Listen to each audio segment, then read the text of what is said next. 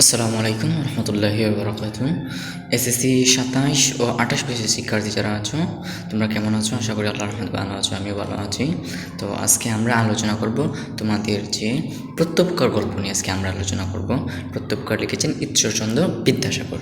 তো প্রত্যুপকার গল্পের যতটা এমসিকিউ আছে সবগুলো আজকে আমরা সলভ করব। তো চলো আজকে আমরা এমসিকিউগুলো সলভ করি। তো প্রথমেই দেখি আমরা, প্রথমে যে আছে ঈশ্বরচন্দ্র বিদ্যাসাগর কেন কলেজের ছাত্র ছিলেন, কোন কলেজের ছাত্র ছিলেন? তাহলে ঈশ্বরচন্দ্র বিদ্যাসাগর কোন কলেজের ছাত্র ছিলেন? কলকাতা সংস্কৃত কলেজের ছাত্র ছিলেন। কলকাতা সংস্কৃত কলেজের ছাত্র ছিলেন। তাহলে এটা হবে আমাদের উত্তর। গ নাম্বার, এখানে দেওয়া আছে যে ঈশ্বরচন্দ্র বিদ্যাসাগর পণ্ডিত্য অর্জন করেছেন সংস্কৃত ভাষায়, ইংরেজি ভাষায় না ব্রজবুলি ভাষায়? তাহলে এটা উত্তর হবে খ, সংস্কৃত ভাষায় ও ব্রজবুলি ভাষায়। তাহলে এটা উত্তর হবে এইটা,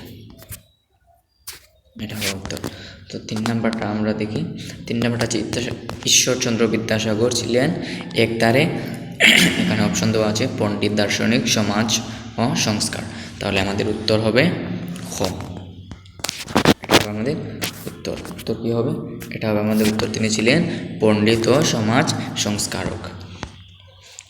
খ নম্বরে দেওয়া আছে যে বাংলা ভাষার জ্যোতি চিহ্ন প্রয়োগের কৃতিত্বকার, মানে কৃতিত্বকার। তাহলে এটা হবে ঈশ্বরচন্দ্র বিদ্যাসাগরের। যেহেতু এখানে আছে ঈশ্বরচন্দ্র বিদ্যাসাগর, মানে কোনো কিছু মনে না করেই ঈশ্বরচন্দ্র বিদ্যাসাগর হয়ে যাবে। এখানে আছে আবার দেওয়া আছে যে 5 নাম্বার আছে ঈশ্বরচন্দ্র বিদ্যাসাগরকে বাংলার গদ্যের জন্য বলা হয় কেন? বলার কারণ বাক্যের সুশৃঙ্খল পদবিন্যাসের জন্য, যথাযথ জ্যোতিষ চিহ্নের প্রয়োগের জন্য, সাহিত্যিক গদ্য রচনার জন্য। তাহলে এখানে উত্তর হবে গ, তিনি কি করেছিলেন? সবটি করেছিলেন। তার মানে এটা উত্তর হবে গ।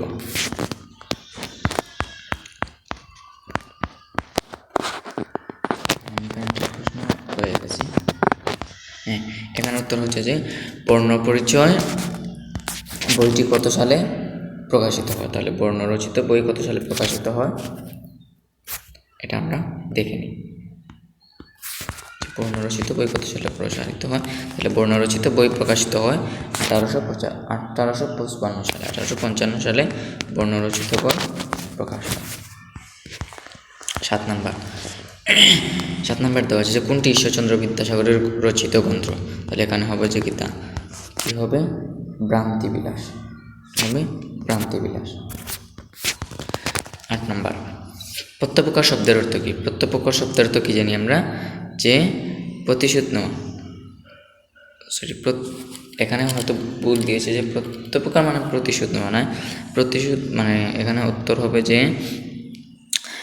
প্রতিদান দেওয়া, মানে উপকারের উপকার করা। তাহলে এটা উত্তর, এখানে ভুল দিয়েছে। তাহলে এটা এখানে বনাস করা, প্রতিশোধ নেওয়া, মানে এটা উত্তর না। এখানে হবে কি প্রতিদান দেওয়া, এটা হবে উত্তর। 9 নাম্বার দেখি, দামেস্ক নগরী কোন অংশে বন্দী ব্যক্তির বাসা ছিল? মানে দামেস্ক নগরী কোন অংশে বন্দী ব্যক্তির বাসা ছিল? তাই এটা আমরা জানি যে কোন বাজারের অংশে। তাহলে এটা কী হবে? বাজারের অংশ। হ্যাঁ, 10 নম্বর দেখি, কে মহাময়তী ছিলেন? তাহলে কে মহাময়তী ছিলেন? আলী ইবনে আব্বাস। হ্যাঁ, আলী ইবনে আব্বাস।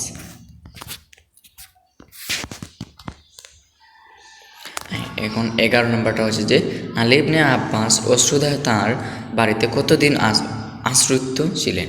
মানে তিনি আশ্রয়দাতার বাড়িতে কতদিন আশ্রয়িত ছিলেন? তাহলে এখানে কত হবে?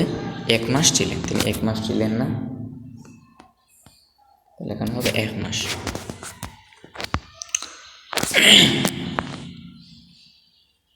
হ্যাঁ, 12 নম্বরটা হচ্ছে যে আলী ইবনে আব্বাস কার প্রিয় পাত্র ছিলেন? তাহলে আলী ইবনে আব্বাস কার প্রিয় পাত্র ছিলেন? এটা হবে সেনাপতির প্রিয় পাত্র ছিলেন। তাহলে এটা হবে কি?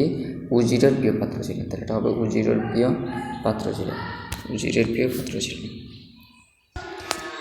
হ্যাঁ, তাহলে এটা হবে উজিরের কী ছিলেন? উজিরের প্রিয় পাত্র ছিলেন। তাহলে এখন আমরা 10 নম্বরটা দেখি যে হস্তপ্রবন্ধ এক ব্যক্তি তাহার সম্মুখে নীত হইলেন, এবাকে তাহার বলতে কার কথা বলা হয়েছে?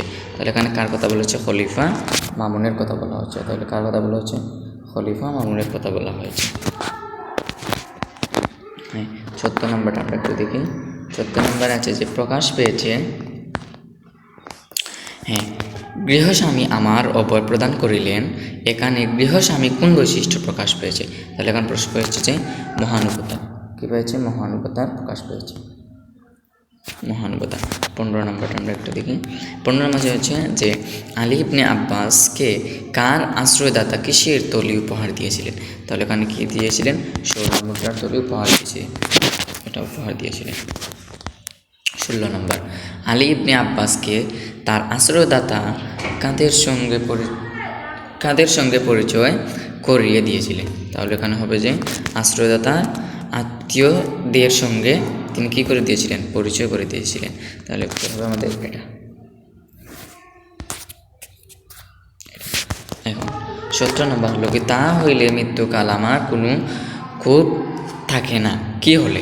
তাহলে এখানে কি হলে হবে যে কৃতজ্ঞ প্রকাশের যোগ্য পেলে, কৃতজ্ঞ প্রকাশের যোগ্য। তাহলে এটা হবে উত্তর, এটা হবে উত্তর। 18 নম্বর দিকে যে প্রত্যপকার গল্পে সন্ধ্যার ব্যক্তি চরিত্রে ফুটে উঠেছে, এখানে দেওয়া আছে 3টা। এখন আমাদের যে সঠিক যেটা, এটা আমাদের কী করতে হবে? আনসার করতে হবে। তাহলে এখানে দেওয়া আছে যে প্রথমটা নিঃস্বার্থ পরোপকার, মহানুভবতা, তারপর আছে কৃতজ্ঞতা। তাহলে এখানে আমাদের কী হবে? যে সব কয়টি কী আছে? ঠিক আছে। তার মানে এখানে আমাদের আনসার হবে, এখানে আমাদের আনসার হবে এইটা। এখানে সব কিছু ঠিক আছে, এটা আনসার হবে। 19 নম্বর আছে যে ডেমাস্কোবাদী আলী ইবনে আব্বাসকে তার পরিবারের কাছে নিজের মৃত্যু সংবাদ পাঠাতে অনুরোধ করলো কেন? তাহলে এখানে অনুরোধ করলো কেন? পরিবার যেন তার কী করতে পারে? পরিবার যেন তার প্রবর্তনের মিথ্যা আশায় বসে না থাকে, পরিবার যেন তার মিথ্যা আশায় বসে না থাকে। তাহলে এটা উত্তর হবে আমাদের এটা। 20 নম্বর আছে যে আলী ইবনে আব্বাস আশ্রয়দাতার পরিচয় পেয়ে সিদ্ধান্ত নিয়েছিলেন তাকে স্বাধীন করার, খলিফার কাছে নিয়ে যাওয়ার, পরিবারের কাছে ফিরিয়ে দেওয়ার। তাহলে এখানে উত্তর হবে আমাদের কোনটা? উত্তর হবে তাকে স্বাধীন করার, তাকে খলিফার কাছে নিয়ে যাওয়া, পরিবার কাছে ফিরিয়ে দেওয়ার। তাহলে উত্তর হবে আমাদের ক নম্বর, উত্তর হবে আমাদের ক নম্বর। এখন আমরা 21 নম্বর দেখি।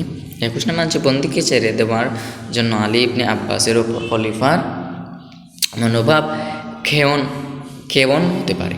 মানে এখানে কেমন মানে দিতে চাইতেছিল কিন্তু কেমন হয়ে গেছে, কেমন হতে পারে। কিন্তু এখানে হবে যে মানে রাগান্বিত, মানে কী হবে? রাগান্বিত ছিল, রাগান্বিত হবে এখানে, রাগান্বিত। তারপর তো আছে যে 22 নম্বর, এজন্য আমার বন্দি 22 নম্বরে দেওয়া আছে যে এজন্য আমার ওপর খলিফার মর্মান্তিক ক্রোধ ও দেশ জন্মিবে কেন? তাহলে এখানে আছে যে বন্দীদের ছেড়ে দেওয়ার জন্য কথা দিয়ে কথা না রাখা। উত্তর কী হবে আমরা দেখি। তাহলে এখানে উত্তর হবে হ, মানে কী করা? বন্দীদের যে উত্তর দেওয়া, বন্দীকে কী করা? ছেড়ে দেওয়া। এখানে উত্তর হবে বন্দীদের ছেড়ে দেওয়া। তাহলে 23 নম্বরটা আমরা দেখি যে আমি অনুমাত্র দুঃখিত হইব না উক্তিটি কার? তাহলে উক্তিটা হচ্ছে আলী ইবনে আব্বাসের, উক্তিটি হচ্ছে আলী ইবনে আব্বাসের, আলী ইবনে আব্বাসের। 24 নম্বর আছে যে আলী ইবনে আব্বাসের প্রস্তাবে কে সম্মত হতে পারেনি, মানে কেউ মানে তাকে দিতে পারেনি। এখানে কী হবে? এখানে হবে যে আলী ইবনে আব্বাসের আশ্রয়দাতা হবে।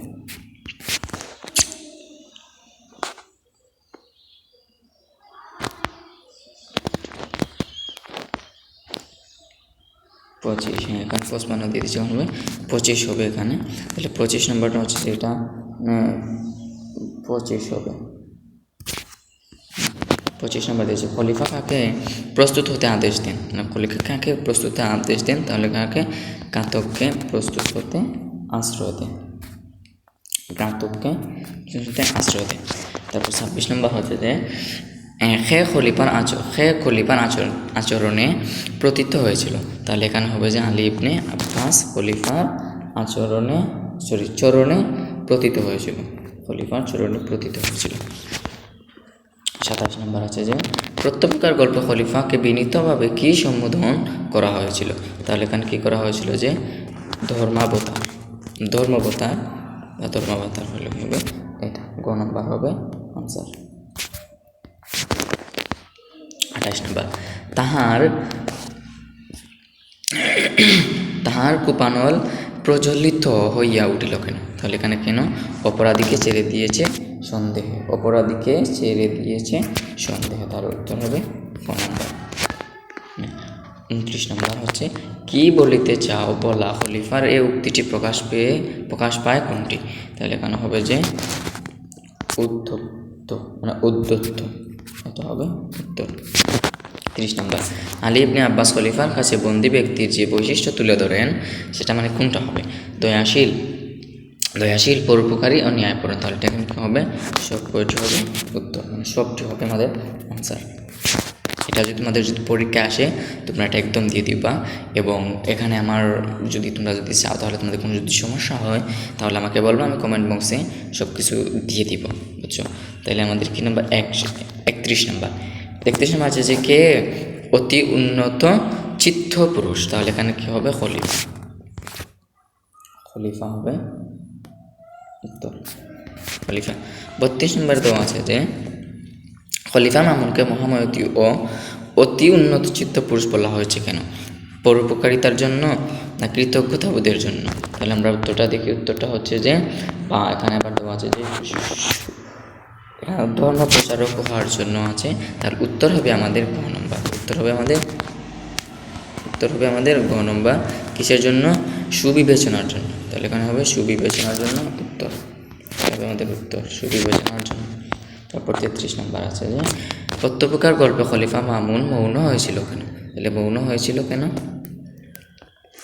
উত্তর মৌন হয়েছিল বন্দী লোকটির দয়াশীলতা ও ন্যায়পরায়ণতার কথা শুনি।